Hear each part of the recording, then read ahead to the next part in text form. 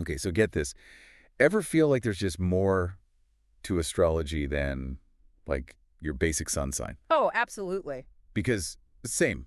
Today, we're going deep on something pretty cool. Astrology houses. Okay. Yeah.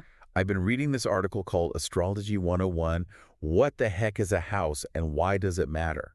That's a good one. And it's seriously blowing my mind. We're talking way beyond just knowing you're a Libra or a Capricorn.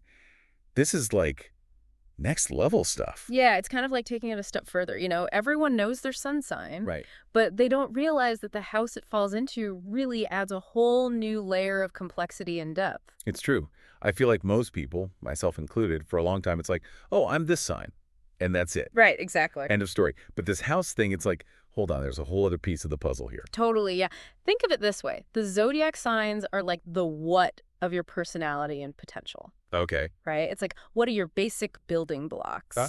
But the houses are where they're like the specific areas of life where those energies actually play out. Okay, so I'm picturing it like a map, right? Yes. That's a great way to think about it. Instead of continents and countries, it's like career or Yeah. relationships or like home and family. Exactly, like different landscapes. And each of those is like a house on my personal map. Exactly, yeah. And there are 12 of them. 12 houses. Okay. And each house governs a very specific domain of life. Oh, wow. So, for example, the 7th house is all about partnerships and relationships, one-on-one connections. Uh-huh.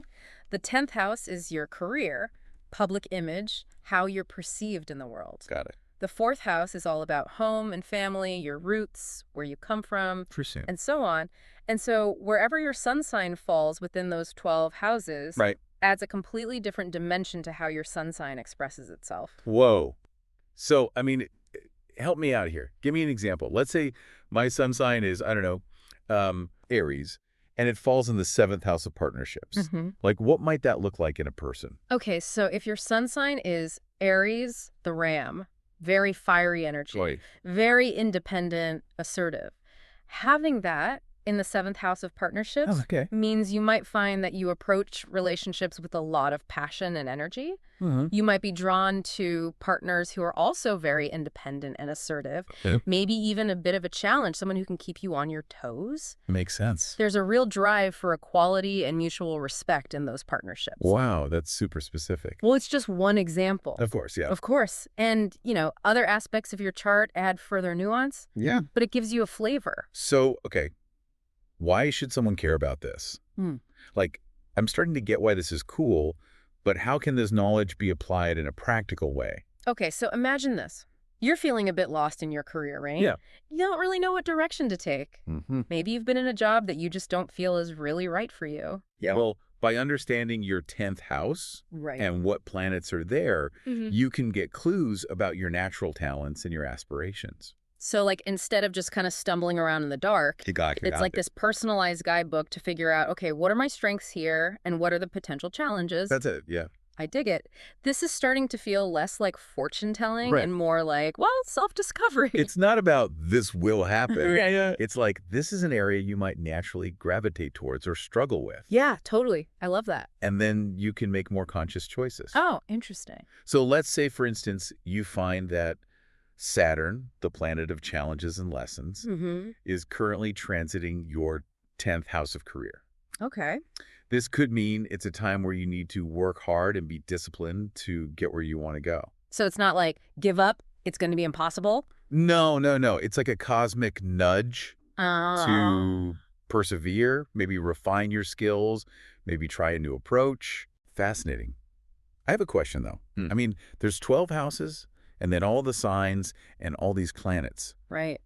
It seems like there could be so many different combinations and interpretations. Absolutely. What happens when people have, like, conflicting placements in their chart? Like, how do you make sense of that? Well, that's the art of astrology. Oh, interesting. It's taking all these different elements and weaving them together into a cohesive story. Like a puzzle. Yeah, exactly. Each piece, the sun sign, the houses, the planets, all those things contributes to a bigger picture. Okay, that makes sense. So, for example, someone might have a very independent sun sign, Yeah. like a Sagittarius, Mm-hmm. but it falls in their 4th house of home and family. Okay. This might create a kind of an inner tension Oh, interesting. between, craving freedom and travel Yeah. and really meeting that sense of roots and connection. Wow. So it's not even that those placements are good or bad. No, not at all. It's about understanding how they work together and shape our experiences. Precisely. I'm so glad we did this deep dive. Me too. My mind is blown. Astrology is endlessly fascinating. It really is. So as we wrap up, what's one final thought you'd like to leave the listener with about houses or their birth chart, really? I'd say this. Think of your birth chart, especially those houses, Okay. as a roadmap, not a rule book. Oh, I love that. It's about understanding your natural tendencies and inclinations and then making conscious choices. You're not fated to, become a certain thing or have certain experiences. Right. But as you learn more about your astrological makeup, you can kind of start to work with these energies to create the life that you truly want. That is inspiring. That's like a perfect way to end this. I think so. It feels like this is just the beginning, though. Oh, absolutely. There's so much more to learn. Yeah. It's a lifelong journey. Not just about houses, but all the fascinating parts of astrology. Until our next deep dive. Okay. Happy exploring. Have fun. Bye.